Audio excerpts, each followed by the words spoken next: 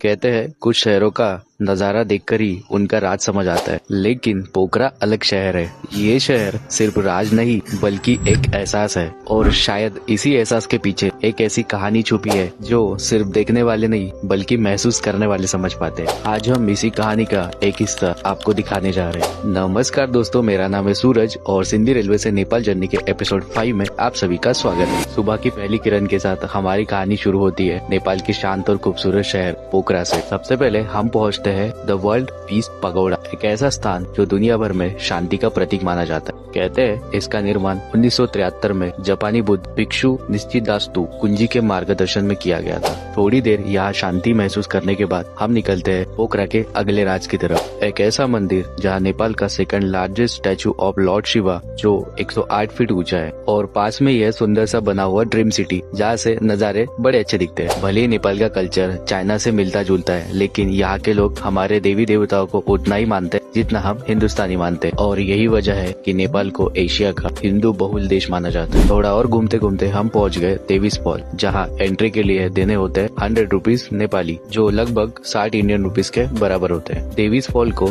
यहाँ नेपाल में पाताले चांगो के नाम से जाना जाता है। यहाँ हमने दिए 100 रुपीज नेपाली और बदले में मिला ऐसा नजारा जो हॉनेस्टली हमारे नल के पानी से भी कम इम्प्रेसिव लगा। बहुत बुरा हाल है। उससे अच्छा अपने आ गए, बताइएगा।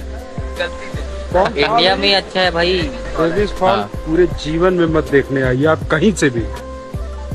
आपका 1 रुपया हो या 50 रुपया हो, सब पानी में जाएगा। ये इसको देखने के गाइस पैसे दे रहे हम लोग, इसको देखने के।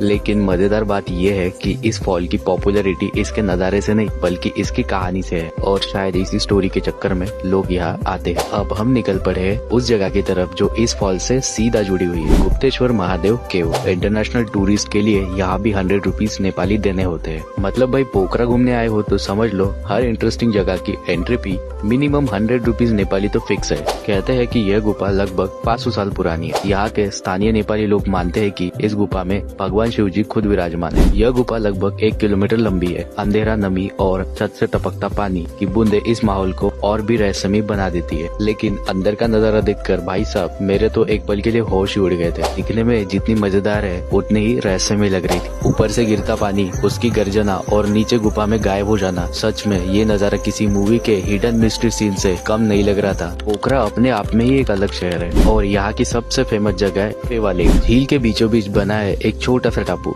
जहाँ स्थित है तालबराई मंदिर। यह मंदिर टोटली माता दुर्गा को समर्पित है। कहते हैं यहीं पर माता ने एक राक्षस का वध करके बाराई का रूप धारण किया था, और आज भी इस मंदिर को श्रद्धा और आस्था का प्रतीक माना जाता है।